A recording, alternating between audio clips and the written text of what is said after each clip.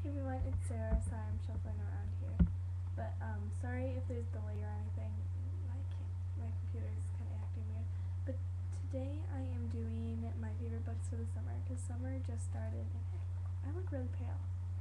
I'm really not that pale, but I am doing my favorite books for the summer tonight. Well, it's not tagged, but like, I don't know, I just wanted to do that. So I am going to show you my favorite books from, like, these are my favorite books, but like my least favorite to my favorite.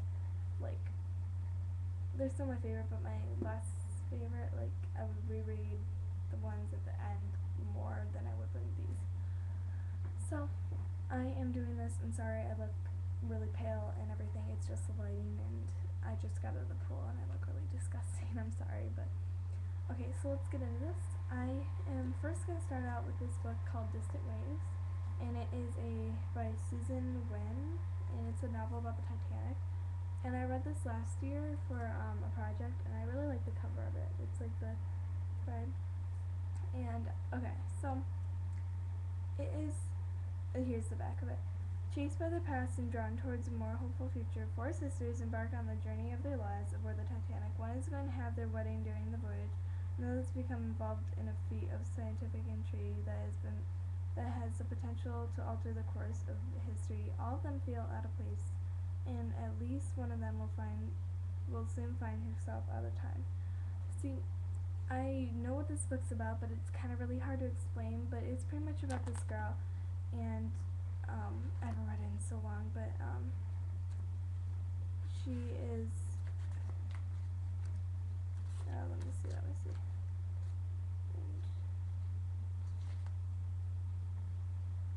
I don't think it even says her name in here, like the one girl. But she's the one who gets married is the girl who tells the story. But it's really good, and they dance, and then she falls in love, and it's a really nice romance. I'm sorry, the books are on my lap and they're falling down. So yeah, I would recommend this. You would have to research more because it is kind of hard to explain, but it is kind of a hard book to get through. But it is still a really good book. And I'm also getting, if I didn't mention this, I'm also getting a couple more books from Barnes & Noble. I am getting the Pretty Little Liars series because my friend recommended that, and then I am getting Stargirl, which I have to read for 9th grade. So this is a really good book, and I think I read this in 6th grade or 7th grade, I'm not sure. So it was only a year ago, but I forget really easily, sorry. I'm kind of like Dory from Nemo, but the next book I have is Bad Girls Don't Die by Katie Ellender. I just have a little bit left to read. I don't know the ending yet. Alexis thought she led a typically dysfunctional high school existence. Dysfunctional like her parents' marriage, even her doll crazy 13-year-old sister Casey, and even her antisocial, anti-cheerleader attitude. When a family fight results in some tearful sisterly bonding, Alexis realized that her life is creeping from dysfunction into danger. Casey is acting stranger than ever. Her blue eyes go green sometimes, and she uses old-fashioned language, and even loses track of chunks of time, claiming to know nothing about her strange behavior. The whole house is changing too. Doors open and close by themselves, water boils on the unlit stove, and an unplugged air conditioner runs the house cold enough to see their breath in. Alexis wants to. Sorry, I'm fidgeting around. My chair is really weird. Alexis wants to think that it's all in her head, but soon what she liked to think as of silly parlor tricks are becoming life-threatening to her, to family, and to her budding relationship with the class vice president. Alexis knows that she's the only person who can stop Casey, but what if that green-eyed girl isn't even Casey anymore? And this is about Alexis, and it's pretty much like a ghost story. It's really good. If you like ghost stories, I would recommend this. It's so good. Like, another one of those hard to explain books, but it's really good. So I recommend that. And this, sorry if my phone was ringing, it's my friend Lauren. But this next book I am currently in the middle of rereading, which is good, and it's Radiance by Allison Noel. I don't know if you've heard about this, but I got this from the book fair or book order, like like they still do those at my school. So it is Riley has crossed the bridge into the afterlife. A place called here where time is always now. She picked up life where she left off. When she was alive, her parents and dog lived in a nice house in a nice neighborhood. When she is summoned before the council, she learns that the afterlife isn't an eternity of leisure. She is assigned a job, soul catcher, and a teacher, Bodie, who's possibly cute and seemingly nerdy boy who is definitely hiding something. They return to Earth together for Riley's first assignment. A radiant boy who has been haunting a castle in England for centuries. Many soul catchers have tried to get him to cross the bridge and failed, but all of that was before he met Riley. So pretty much it's kind of like a romance. The boy who's in the castle in England, they end up falling in love. And sorry, I'm on my channel, like, just clicking around here. But Riley, I am at the point right now where she's pretty much learning like what she has to do and stuff like that. So it's really good, and it's a really good short read. Like, it's only that big, so this is really good, and yeah, I would recommend this book totally too. And you might see a pile, I don't know. Yeah, you'll see a pile eventually. Okay, so this is another book. I have my little bookmark in here because I need to stick it somewhere. But this one is The Way to Silence, and when it happens quietly one August morning, as dawn shivering like drenches in the low, humid Iowa air, two families awaken to find the little girls have gone missing in the night. So this is kind of like another ghost story type thing. I like ghost stories, if you haven't noticed by now. I have another one that's not with me, but my cousin Stephanie has it. 7-year-old Kelly Clark, a sweet, gentle dreamer who suffers from a selective mutism and brought on by the tragedy that pulled her deep in the silence of the shelter. Kelly's mother, Antonia, tried to be the best mother that she could within the confines of a marriage, a mostly absent, often angry husband. Now, though she denies that her husband could be involved in the possible abductions, her fierce decision to stay with her marriage has cost her more than her daughter's voice. Petra Gregory is Kelly's friend and her soulmate in her voice. Neither Petra nor Kelly has heard from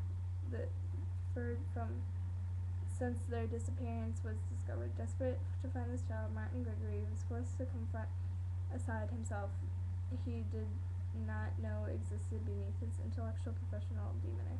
Now these families are tied into a question of what happened to their children, and the answer is trapped in silence of unspoken family secrets. So pretty much the father is abusive. Kelly, what was the tragedy? I think it was either that, like, he frightened her or something like that. I forget what it is. If you read this book, I'm only in here, and I put the thing in here. I haven't read it in so long. I got this a while ago. I got it right when it came out because I was waiting for it, but it was really good. And pretty much the father is abusive and abducts both Petra and Kelly. And at the beginning, she is going down to the bathroom. I put a couple notes in there if you can see where they are. I have one there and I have one there. Because I was going to read this for a project, but then I ended up not to. And pretty much, it's, like, the beginning is so catching, like, it drags you into it, like, you want to read more. But I haven't had time to read more. I'm starting to get there, though. But it's really good. Like, it was recommended and everything. So, pretty much the abusive father, if you like those kind of stories and everything, kind of like The Boy Called It, which I want to start reading. I want to get that one, too. So, yeah, this is another good book to read. And then, I don't know if you've ever read this, but this is Touching Spirit Bear. I read this for a project because we had to do a play for it, but mine's pretty beat up. I got this from my teacher.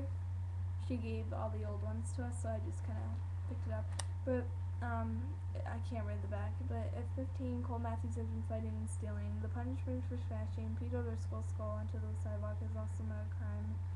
Pretty much, this guy, Cole, he is sent out to the woods, pretty much, a remote Alaskan island with some guy, and he pretty much has to survive on his own because he got in a fight with Peter Driscoll, and yeah, so, and then they see the spirit bear, and it's pretty good, and we did the part where they saw Spirit Bear. So yeah, so it was really good. I would totally 100% recommend this. I still have sticky notes all the way in the back here too, where the author is. So I recommend this book if you haven't read it. Get some footnotes on it. Go do that. So yeah. Okay, so my last like real book is Heaven is for Real. I don't know if you've ever heard of this, but this is like the cutest and most adorable, inspiring story ever. It's by Todd Burbo with Lynn Vincent, and it's a little boy's astounding trip to his heaven and back. I actually just recently got this for my birthday. I'm gonna hopefully do a birthday haul eventually, but it's so good.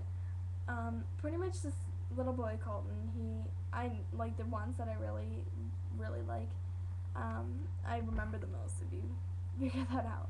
But so this guy Colton, he has a stomachache, and they find out he has his appendix burst, and he has to go through an emergency appendectomy. And during that, he claims to have gone to heaven, which I think is pretty outstanding. And he tells pretty much not exact from the Bible, but like in little kids' words. Like, he's only 4 in this book, and I'll just put that there.